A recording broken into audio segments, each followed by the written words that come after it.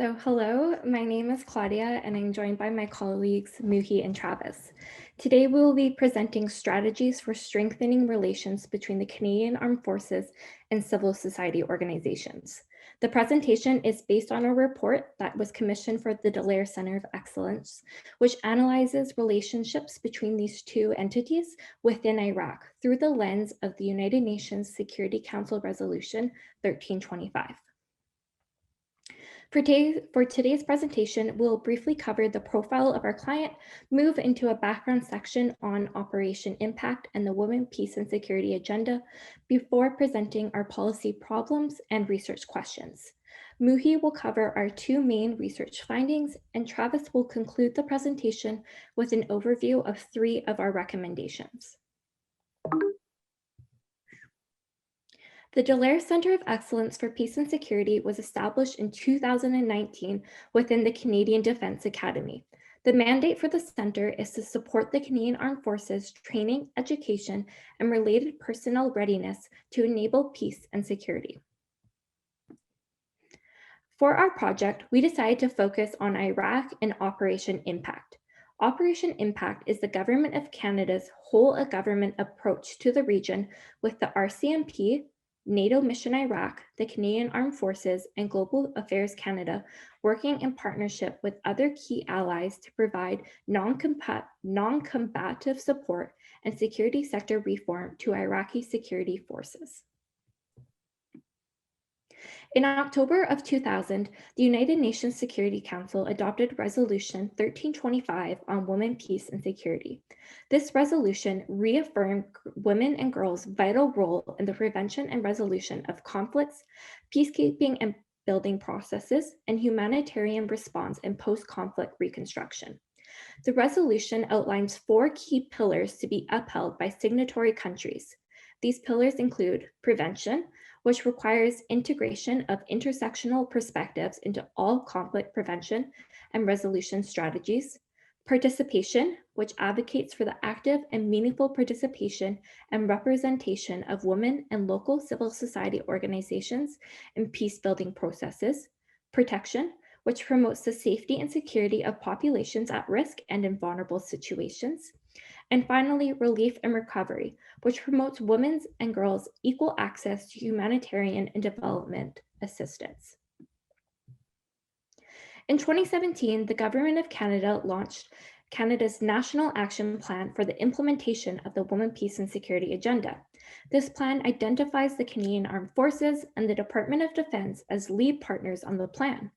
In combination with the 2017 Canadian Defence Policy and the Chief of Defence Staff Directive on 1325, the National Action Plan has formed the foundation for the Canadian Armed Forces actions on gender equality, both domestically and internationally. One way this is being done is through the integration of gender advisors.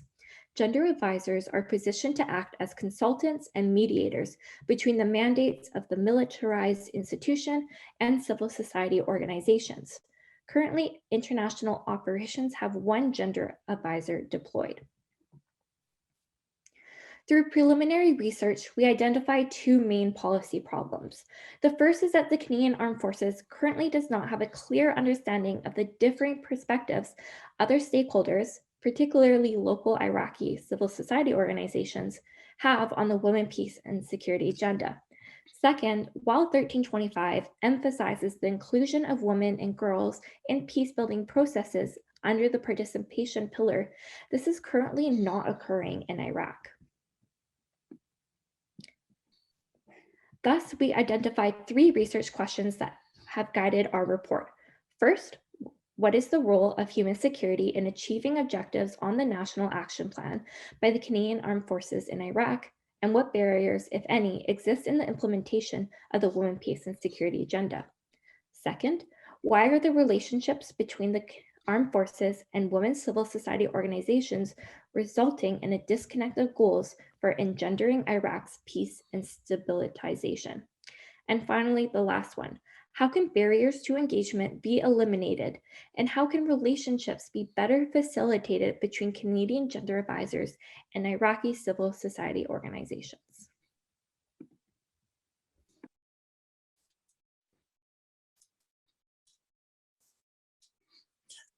most of the academic and civilian participants in our research associated the role of the Canadian Armed Forces with human security, the protection of women and girls in particular.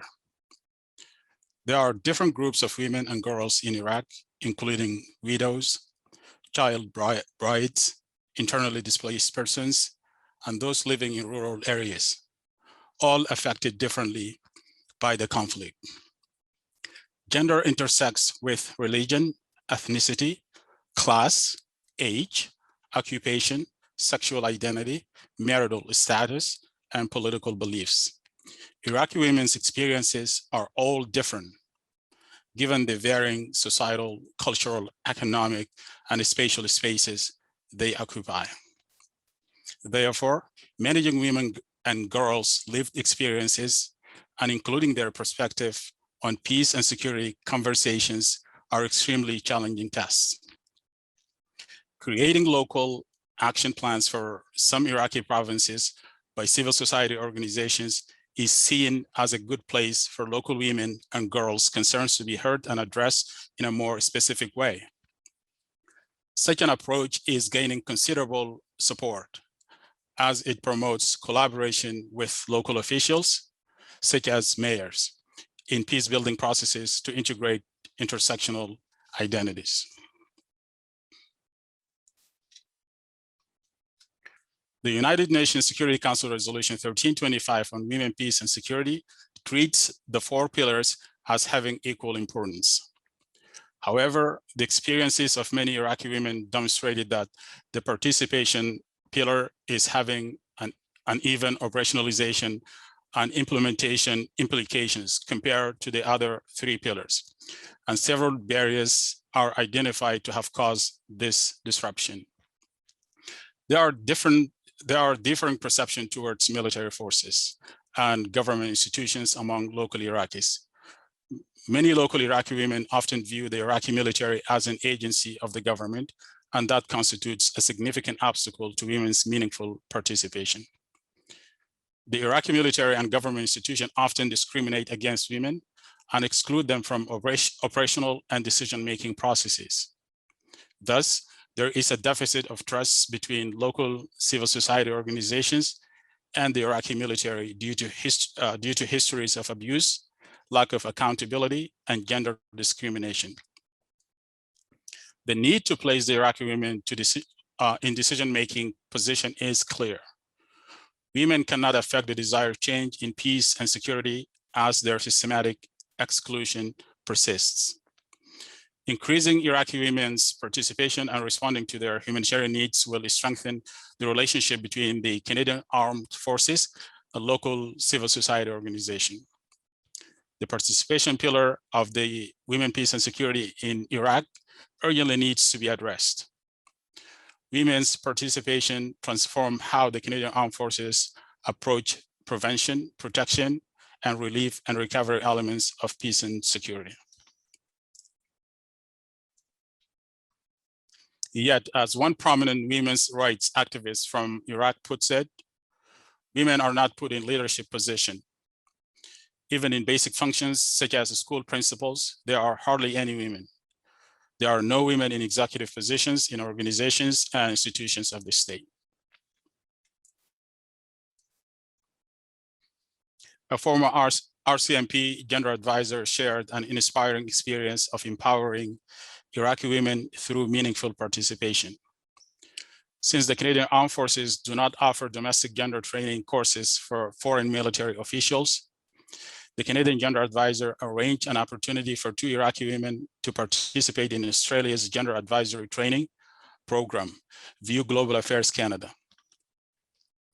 The financial costs were waived for the 2 Iraqi women through the Gender Advisor's personal connection with an Australian gender advisor. Upon returning, these 2 women translated the course materials into Arabic and offered them to Iraqi military personnel of all rankings. Although the initiative was not part of the Canadian Armed Forces mandates at the time, the gender advisor's efforts directly increased the meaningful participation of women within the Iraqi military and government. Based on the findings gathered during interviews with subject matter experts and through our in-depth literature review, here are 3 of the 5 recommendations we would like to put forward. The first being create communication strategies and channels between local civil society organizations and the Canadian Armed Forces to support the consistent involvement of local civil society organizations in the planning and execution of CAF operations. To effectively and consistently engage with local civil society organizations, the CAF's gender advisors are recommended to develop localized long-term communication and engagement strategies every 5 years in alignment with the publication of future Canada's national action plans. The CAFs are recommended to address the existing barriers by increasing communication channels with civil society organizations. The CAF should provide mediation as needed when civil society organizations identify logistical barriers such as the need of transportation. Security barriers should also be addressed to balance the need to protect military personnel and civilian participants from potential governmental backlash and the need to have neutral spaces to conduct meetings between the 2 parties. The CAFs are recommended to establish opening days for civil society organizations, and this visiting opportunity is recommended to be run several times a year to create further opportunities for Iraqi women to engage with their Canadian personnel. When security concerns prevent the CAF and civilians from meeting in person, the CAF should dedicate efforts to supporting the collection of oral histories by and with the local population as a measure to increase local women's participation. The second recommendation we would like to put forward is to establish co-leadership positions consisting of civilian and military gender advisors to work in tandem on missions. While having a military background is indeed beneficial for the gender advising positions within the CAF, it is recommended that the CAF also consider candidates from non-military backgrounds to diversify and strengthen the impacts of the roles and responsibilities of gender advisors. Candidates with transferable experience in engaging with civil society organizations must be prioritized for the civilian stream of gender advisors. And by establishing the co-leadership positions, the civilian gender advisor may improve the capabilities and effectiveness of the CAF's community engagement and outreach commitments. The 2 gender advisors are expected to work in tandem to enhance the prevalence of gender perspective in the CAF's planning and execution of peace and security activities. Last but not least, we also recommend establishing the first Canadian Centre for Gender Advising Training. The CAF is recommended to develop and offer its own version of the Nordic Centre's gender training program to reduce reliance on foreign military forces resources and to reduce access barriers. Canada's gender advisor training courses are expected to include contextualized gender perspectives and intersectionality within the Canadian domestic realm. All CAF members may use their knowledge to set the conditions for enduring peace and security in future operations. In summation of our findings, one of the prioritized findings we'd like to reiterate is the primacy of the human-centric approach to security. A shared consensus was noticed that the CAF's current implementation of the WPS agenda has shortcomings in supporting local women's participation due to a lack of localized approaches. And this is supported by a common theme that emerged across interviews, indicating limited engagement opportunities and a lack of communication channels between the CAF and local civil society organizations. Societal, cultural, and logistical barriers were identified to have been most substantially undermining local women's participation in peace-building operations. And furthermore, in strengthening the CAF's capabilities and effectiveness in engaging with local civil society organizations, interviewees indicated the presence of shortcomings within the CAF's current gender advising structure. Interviewees also frequently emphasized the need to enhance the accessibility and availability of CAF's domestic gender training programs. While we acknowledge the CAF's conscious efforts in adopting the aspirational objectives of UNSCR 1325 by using the 4 pillars as guiding principles in operation planning and execution processes, there is a clear demand for a more inclusive implementation of the WPS agenda that stimulates the meaningful participation of women and women's organizations during peace-building activities.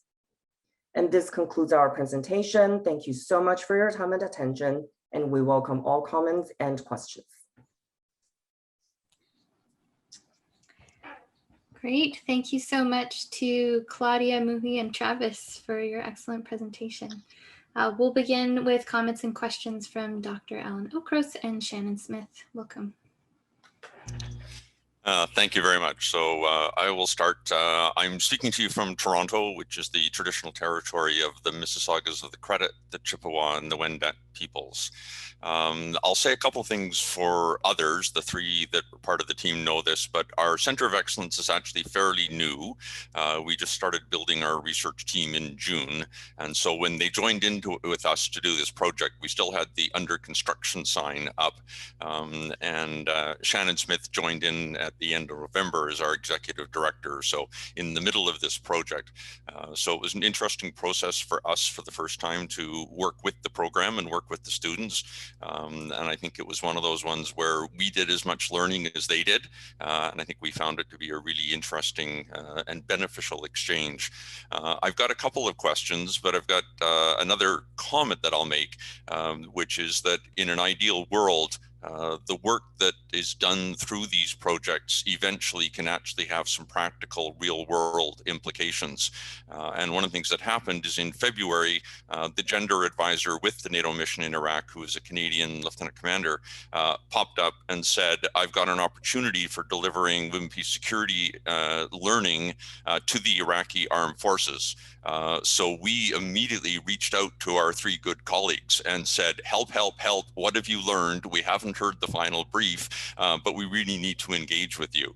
And it was pure accident. It wasn't planned at all, but it was a really great example. And we're currently heavily engaged. And the perspectives that they offered, particularly representing what they heard from civil society organizations in Iraq, has been hugely helpful for us as we get prepared to actually deliver a course, which is going to be later on, end of May, beginning of June.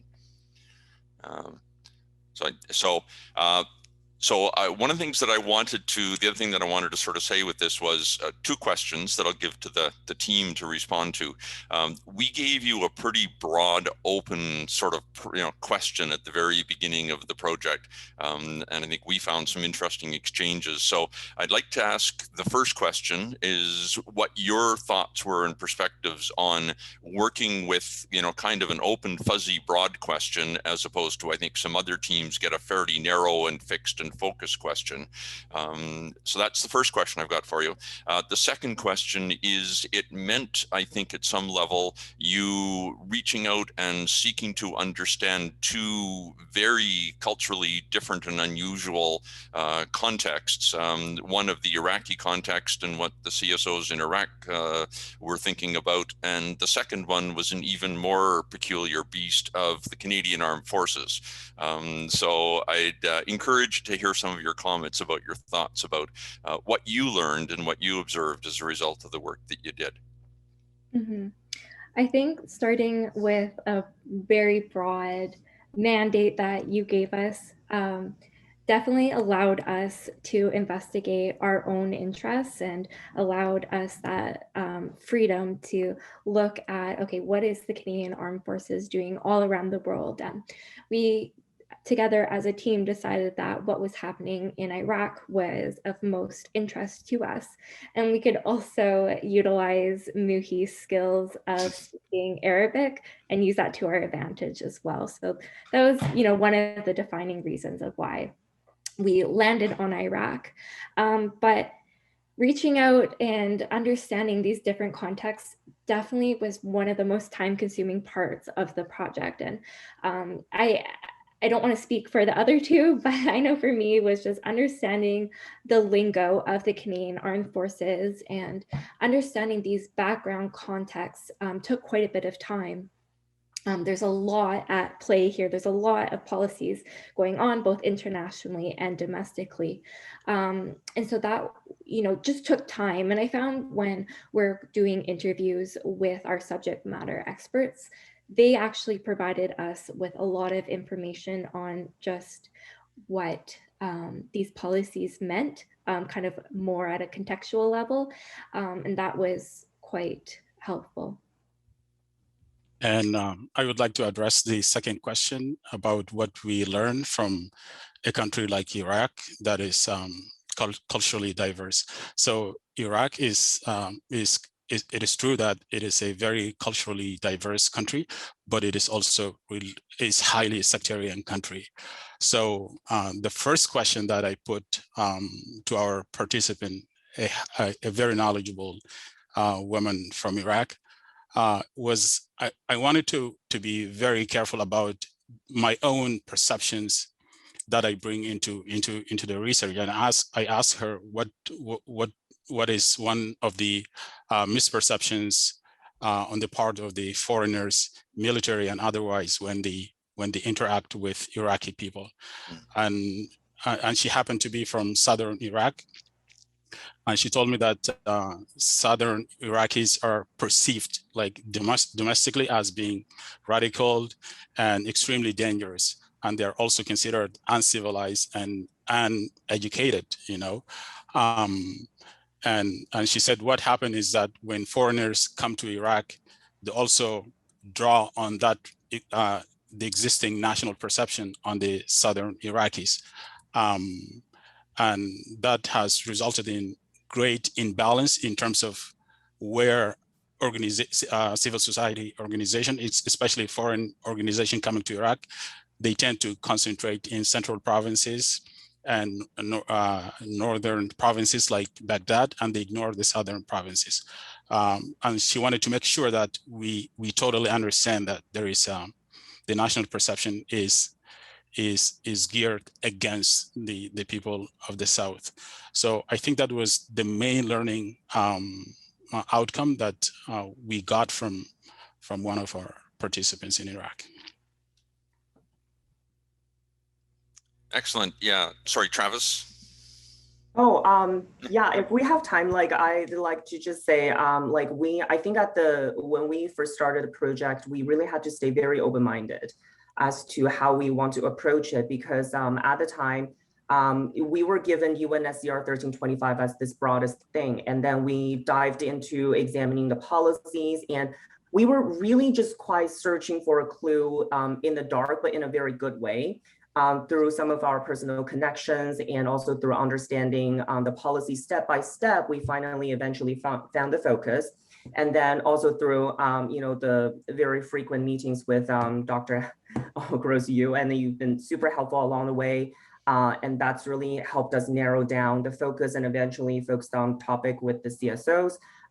So yeah, I think staying open-minded was definitely a very key thing as we were going through the first stages of the project. Mm-hmm. Excellent. Yeah. So I guess I know we want to open up for other questions as well, but I will say from our side, and there were several of my other colleagues that worked with the team as well, we found it a really valuable opportunity for us, a really good, rich learning experience. And it was really interesting engaging with the team, and, beyond the specific work of what we're going to be doing with delivering some of the learning in Iraq, it's helped us with the research that we're doing. And I think it's why it's a real benefit bringing graduate students into government policy offices, because you looked at things differently, you shaped things differently, you caused us to ask some different follow-on questions. So it really stimulated us, and it's made a great contribution to our team. Thanks. Great, thank you so much. All right, so now I think we are going to move on to opening the floor for questions, starting with the faculty leads, who are Erin, Baines, and Ketty and Anyeko. And please feel free to put questions in the chat. Anyeko, you want to go first or me? Okay, thank you. I can go first. First of all, amazing job to the team for pulling this together. Again, as earlier mentioned, there were so many stakeholders you are involved in figuring out and to narrow down the specific focus. And I just admire the energy with which you were able to figure this out, and great job on that. I have two questions. One of my question is, what was your most surprising finding and how did it influence your writing tone? The second question I have is, what interesting things or thing did you learn beyond your initial research questions that shaped your findings and recommendations, something you hadn't really anticipated at the beginning of the research and didn't even focus your research questions on, but as you did your data analysis and so on, became kind of a cornerstone of your work? Thank you very much. So if I may, I would try to tackle the first question about the most surprising finding that we got. For me, it was, there was a gap in perceptions between how the academic and civilian Canadian in our research perceived the Canadian military and its role, being domestically or internationally, and the perceptions of the Canadian Armed Forces members themselves and their engagement in Iraq. So the civilian and academic participant in our research, they associate the role of the Canadian military with the human security, the protection of women and girls in particular. But what happened is when the Canadian Armed Forces engages in Iraq, they engage directly with the Iraqi military, which is not well perceived by the Iraqi women. It's a very discriminatory agency or entity. And instead of prioritizing the needs of women and girls in a conflict area like Iraq, the Canadian Armed Forces prioritize the security stabilization and security reform of the country. And that was a direct contradiction of how civilian Canadians perceive their military and what actually the military was doing. I don't blame it entirely on the Canadian Armed Forces, because it is the Iraqi national government that lays down this strategy for engagement. But it was just very surprising to find that gap in perceptions and what the military should be doing. Another surprising thing that we found was when we were interviewing some of the military officials was they had very differing perspectives on the success of the WPS implementation in Iraq. So one military member that we spoke to was very much, everything is going great. The Canadian Armed Forces is doing everything correct. It's the civil society organizations that need to be doing more. They need to be engaging more with us and not being so restrictive. On the flip side, we interviewed other military members that were very much, reflective of their role while they were there, and saying that no, a lot more could be done on the behalf of the Canadian Armed Forces. We could reach out more. We could have better training programs, and so that divisiveness of people that served over there within a year or 6 months of each other was quite apparent, and just shows how each member or each gender advisor that goes there has a very different perspective of what needs to be done. I also think so when we were interviewing, we obviously couldn't really do it in a very chronological order. So we were interviewing, like Claudia said, some of the military people first. And it wasn't until later on when we were really questioning and thinking back on what we have heard. And we were thinking, so they are doing what they say they are doing, but so how exactly, what exactly is contributing to that, disconnect? And it did take us some time to eventually narrow it down to the very fine process of on the ground when they're interacting with it's not sufficient in the ways that we discussed in the presentation. But when we were looking through it, we also, I guess, would make the assumption of if there is interaction, it must be sufficient. At least that was kind of like a thing that I was going through, thinking, not really examining like the fine point of just how exactly they could be insufficient. And there are so many barriers. It could be from transportation to language even. And those things are just pretty much like not effectively addressed in a lot of the former policies and processes. And they're quite frankly, not even picked up by some of the military personnel that we interview. So that was to me like a shocking thing during the process. Great, thanks Travis and team. I'm just going to turn it over to Erin for a quick comment before we go to the break. Just to add my appreciation to this team and the enormous challenge that you undertook. It was really, really cool to watch you go from the breadth of literature you did to the wide-ranging interviews to having this really practical engagement on the subject and such a good working relationship with the Center for Excellence. So thank you. Paul raised a question in the chat about, and we don't have time to answer it, but about recommendations you might advance to the defense minister at this moment for applying women, peace, and security externally. And something to also think about is this is a watershed moment in Canadian history as well, where our top leadership have been implicated in violating some of their own policies to advance gender, racial, and equality, and have stumbled. So there might be even a broader forum through which your recommendations can land and be taken seriously. And last thing I'll say is I just thought the recommendations are so creative and innovative and strong. Really like them.